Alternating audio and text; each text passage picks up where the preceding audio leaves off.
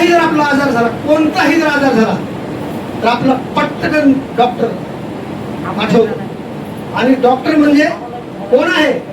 जीता जागता तुमच्यातला आमच्यातला चालता बोलता देव आहे. आणि आमच्यातला एक देव घडू शकतो. ही शिक्षणाची किंमत आहे, ही शिक्षणाची खरी ताकद आहे. आणि आपल्या सर्वांच्या वतीनं अशा आपल्या लाडक्या डॉक्टर साहेबांचं आपल्याला सगळ्यांच्या वतीनं अगदी आनंदानं अभिमानानं त्याचा सन्मान करायचा आहे.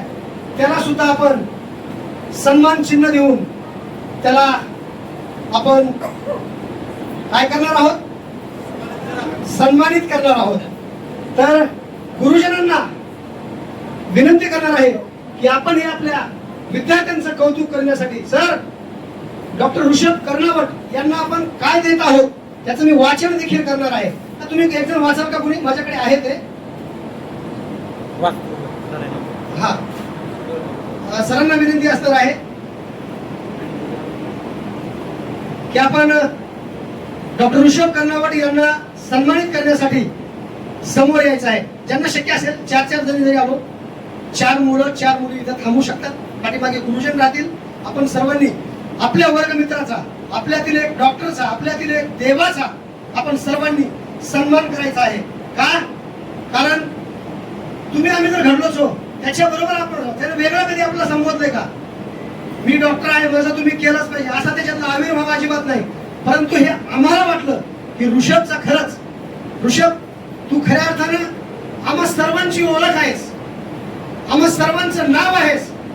1996-97 मध्ये जी बॅच घडली ते प्रत्येक आमच्यामधला तू डॉक्टर आहेस याचा आम्हाला सार्थ अभिमान आहे. आणि तुझ्या हातून अशाच प्रकारचं काम वर्षानुवर्ष, शेकडो वर्ष, हजारो वर्ष घडत राहो अशी आमच्या सर्व वर्ग मित्र मैत्रिणींकडून तुम्हाला शुभेच्छा आहेत.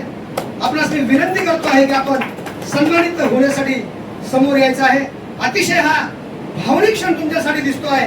ऋषभचे डोळे अगदी तो भावनिक होतोय बघा. अरे हा व्यक्त होणार आहे, तो पुन्हा व्यक्त होणार आहे. सर तुम्हाला विनंती असणार आहे समोर यायचं आहे. आपण काय आहे ऋषभला देतोय आपण ते काय आहे मी मराठीमध्ये संवाद केलेला आहे ते मी वाचून दाखवलं आहे. तुम्ही इंग्लिश मध्ये दाखवलं. सर्वांना सांगू इच्छिते ऋषभचा सत्कार करण्यामागचं कारण हे असं आहे, ते सगळ्यांनीच आम्ही सुचवलं होतं की त्याचा सत्कार करायचा. का? कारण एक विद्यार्थी नशेत सर्वात खोडकर असा विद्यार्थी होता. इतका खोडकर की तिच्यावर खोडकर कोणीच नव्हतं. त्याच्यात प्रत्येक खोडे आपण सांगायचे, पण आता नाही, आपण गुरुजन समोर नाही सांगायचे. पण एवढा खोडकर असताना त्याचं एक इंटेलिजन्स वेगळंच होतं आणि ते आपल्या या दशेत त्याचं सिद्ध झालेलं आहे. आणि दुसरी महत्वाची गोष्ट म्हणजे त्यानं एक समर्पण या नावानं वृद्धाश्रम सुद्धा त्यानं पुण्यामध्ये चालू केलेलं आहे आणि एक खूप मोठी समाजसेवेसाठी त्यानं पुढाकार घेतलेला आहे. त्यामुळं आपण सर्व जामवासी म्हणू किंवा आपण सगळे विद्यार्थी म्हणू, त्याला एक काहीतरी एक सन्मान किंवा token of honour what is a form of memento we are going to proceed. So मी सगळ्या गुरुजनांना विनंती करते कृपया तुमच्या शुभ हस्ते त्याचा सत्कार व्हावं. तर कृपया सगळेजण पुढे यावं. धन्यवाद. गुरुजनांना मी विनंती करणार आहे बघा ऋषभच्या प्रती जे आपण सन्मान चिन्ह दिलेलं आहे त्यावरती असं आहे, खऱ्या अर्थाने ते इंग्लिश मध्ये आहे परंतु आज जमाना यायचा आहे आणि आपण मी काही कमी नाही लगेच ट्रान्सलेट केलं. काय ऋषभला आपण अंजुम मुजावर यांनी ते माझ्याकडे मोमेंट पाठवलं आणि त्याच्यावरचा पूर्ण संवाद जो आहे, सार जो आहे ते मी वाचून दाखवण्याचा प्रयत्न करणार आहे. आताच ज्या पद्धतीने ज्या प्रमाणे अंजुमने सांगितलं की ऋषभ हा समर्पण नावाचं वृद्धाश्रम चालवतो आहे. समर्पण वृद्धाश्रम, सन्मान, काळजी आणि करुण्याचे घर हे सन्मान चिन्ह आहे. यांना प्रदान आपण करत आहोत. Doctor Rishabh Karnavat MBBS DGO MD. अरे इतक्या पदव्या उद्गारल्यानंतर तुमचे हातात असे खण खण खण खण काय समर्पण वृद्धाश्रमाच्या माध्यमातून मानवतेप्रती केलेल्या आपल्या उदात्त सेवेबद्दल, करुणामय उपचाराबद्दल आणि निस्वार्थ समर्पणाबद्दल मनपूर्वक कृतज्ञता आणि मनपूर्वक आदराने आम्ही समाजासाठी दिलेल्या आपल्या उल्लेखनीय योगदानाचा सन्मान करत आहोत. जिथे करुणा सेवेत रूपांतरित होते तिथे मानवतेला तिचा खरा उपचारक सापडतो आणि ते उपचारक म्हणजे डॉक्टर ऋषभ कुमार कर्नावट आहेत. डॉक्टर ऋषभ कुमार कर्नावट आहेत.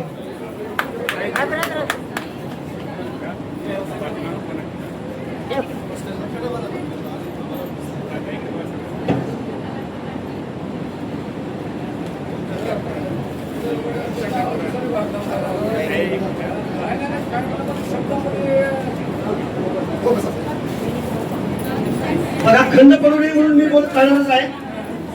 वक्त बदला है मगर यादें वही है. वक्त बदला है मगर यादें वही है. चेहरे बदले हैं पर मुस्कान वही है. जिंदगी चाहे कितनी भी बदल जाए, जिंदगी चाहे कितनी भी बदल जाए, स्कूल की यादें दिल के पास ही है. स्कूल की यादें दिल के पास ही है. या मंगल प्रसंगी आपण आपल्यामधला आपला जो भूषण आहे, जांब-बुद्रुक नगरीचं नाव फक्त गावातच नाही, तालुक्यात नाही, जिल्ह्यात नाही, राज्यासह देशभरामध्ये आणि देशाच्याही 7 समुद्रापलीकडे नेण्याचं काम आज आमच्यातला बांधव एक उत्कृष्ट पद्धतीने करतो आहे. याचा आम्हाला साथ अभिमान आहे.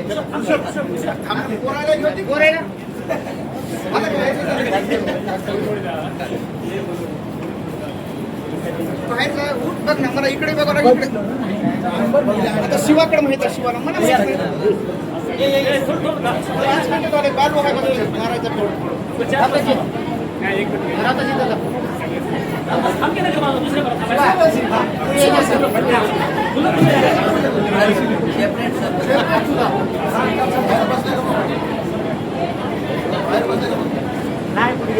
आपल्यामध्ये आताच आपले एक बांधव खऱ्या अर्थानं या कार्यक्रमाचे पाहुणे म्हणून आपण त्यांना संबोधला.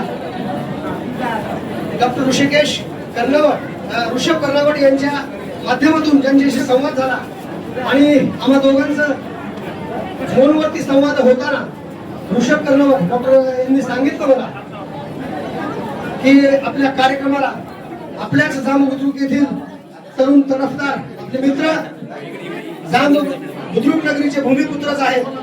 आपल्यापेक्षा वयाने लहान जरी असले तरी या कार्यक्रमाला ते पाहुणे म्हणून उपस्थित आहेत, ज्यांचं नाव जयपाल भुजंगराव गायकवाड यांचंही या 10वी बॅचच्या संपूर्ण विद्यार्थी आणि विद्यार्थ्यांच्या वतीने मनपूर्वक हार्दिक स्वागत करतो.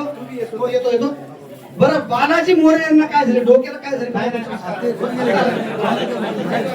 तुकाराम भाऊला विनंती आहे, भाऊला पेटा बंद. आणि आमचे स्नेही आजच्या कार्यक्रमाचे पाहुणे म्हणून लाभलेले जयपालजी गायकवाड, खऱ्या अर्थानं हा जांब-बुद्रुक नगरीचा बुलंद आवाज आहे, उगवता सूर्य आहे. खऱ्या अर्थानं तुमच्या हातामध्ये, तरुणांच्या हातामध्ये जयपाल उद्याचं भविष्य आहे आणि त्या भविष्याचे तुम्ही साक्षीदारही होणार आहोत आम्ही. म्हणून आजच्या या स्नेह मेळाव्याला उपस्थित असल्याबद्दल तुमचंही आपल्याच भगिनी आणि बांधवांच्या वतीनं शब्दसुमनाने हार्दिक स्वागत.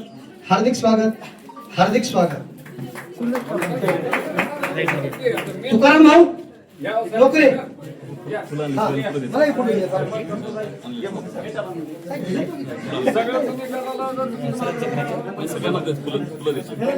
एवढं लक्ष ठेवल्याबद्दल धन्यवाद.